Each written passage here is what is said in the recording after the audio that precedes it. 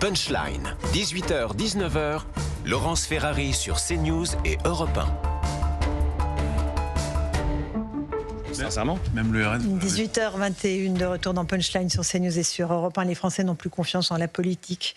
78% le disent dans une étude du Cevipof. Ça ne vous étonne pas, Gauthier ? Laurence, vous venez de dire dans la première partie de l'émission que, ça, en gros, 2027 ne servait à rien puisque tout était cadenassé, Conseil d'État, Cour des comptes, Conseil constitutionnel. Après, comment les Français peuvent avoir confiance en la politique si on leur dit peu importe pour qui vous votez, peu importe qui sera à l'Élysée en 2027, ça ne changera rien puisqu'on ne peut rien faire. Bah oui, ils sont dégoûtés de la politique. Ils sont 58% à avoir confiance dans leur conseil municipal, 60% en leur maire, mais alors dès que vous passez l'échelon au-dessus... Parce qu'il n'y a pas de conseil constitutionnel à l'échelle locale. On est d'accord. Écoutons juste Marcel Gauchet, il était l'invité ce matin de Pascal Praud. Il trouve que c'est vraiment intéressant parce que lui, il a écrit un livre sur comment pensent les démocraties et il voit bien qu'il y a un décalage de plus en plus important entre la population et les élites. Il est évidemment plus facile de vivre sur de l'acquis que de s'ouvrir à des expériences nouvelles et d'essayer d'en rendre compte. C'est le grand problème du discrédit de la politique d'aujourd'hui. La politique au sens banal du mot, les institutions, les élections, c'est qu'on a le sentiment de personnes qui sont à côté de leur sujet.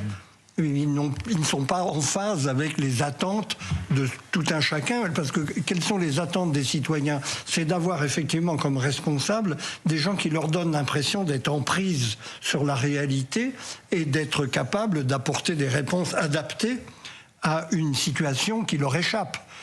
Que faire ? Que fait la police, selon l'expression populaire? Mais que fait le gouvernement? Que font nos responsables? Nous avons l'impression d'être devant des gens qui relèvent du passé et ne sont pas dans le présent, qui appelle des réponses nouvelles. Voilà, analyse assez limpide de Marcel Gauchet, mon cher Éric Nolot. Nos grands intellectuels, il réfléchit sur ces sujets depuis très très longtemps et il a résumé le sentiment général des gens qui vivent ailleurs. On l'a vu dans le sujet précédent, là, les petites magouilles autour des nominations. C'est à 100 lieues des préoccupations des Français. C'est absolument pas ça qu'ils attendent. En revanche, ils attendent une réponse immédiate sur la nouvelle délinquance des jeunes, sur les prix de l'électricité. Enfin, ils attendent des réponses sur leur vie de tous les jours. Écoutez, il me semble que c'est la moindre des choses et qu'on devrait les satisfaire. Mais Mona Interman. Il y a un autre point qui m'intéresse, je suis comme pas la plus jeune ici. Je trouve quand même qu'à notre époque, là, celle qu'on vit surtout depuis 10 ans, depuis celle d'Emmanuel Macron, il y a... La politique, c'est comme un peu la météo. Il y a du ressenti. Et dans le ressenti à l'égard de la politique, on ne trouve pas ces dirigeants à la hauteur parce qu'ils n'incarnent pas d'une façon assez solennelle ce qu'on attend du politique, de ceux qui représentent l'État. Et dans un pays, un vieux pays comme la France, vraiment un pays qui a la tradition monarchique, on peut dire ce qu'on veut, il y a encore quand même cet attrait-là pour le rituel.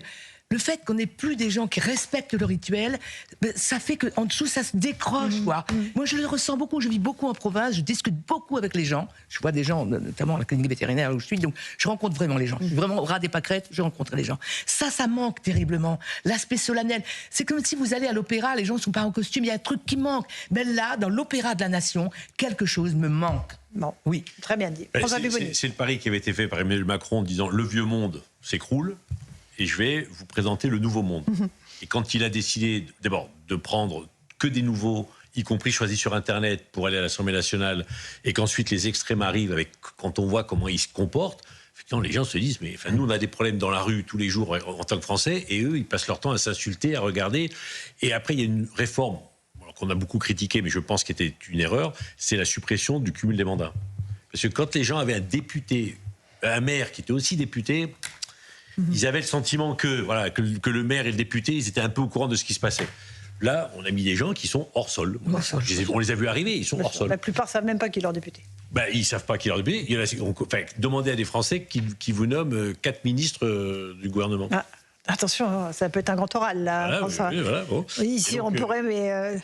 Donc c'est compliqué. Et donc là, les Français le voient bien, qu'il y a quelque chose qui ne va plus. Ouais. Louis, dernier mot. Je pense qu'effectivement, il y a la fin du cumul des mandats, il y a la transparence à tout crin, et on a pensé que ça allait réconcilier les Français avec la vie politique. En réalité, ça a attiré des personnels beaucoup plus médiocres, et on a fait fuir des gens qui étaient un peu brillants et qui avaient besoin d'être payés aussi correctement, faut assumer de le dire comme ça. Et puis je pense qu'aujourd'hui, le drame, c'est que les politiques ne veulent plus gouverner, ils ne veulent plus exercer le pouvoir, ils veulent simplement accéder aux médias, ils veulent exister sur les réseaux sociaux, ils veulent devenir quelqu'un. Et je trouve que si on interdisait les réseaux sociaux à l'Assemblée nationale, un peu comme on pourrait le faire à l'école, et on demandait aux députés vraiment de se concentrer sur leur travail, et même les ministres, hein, la plupart des ministres, ils passent moins d'1 heure par jour derrière leur bureau, je pense qu'on gagnerait beaucoup en efficacité.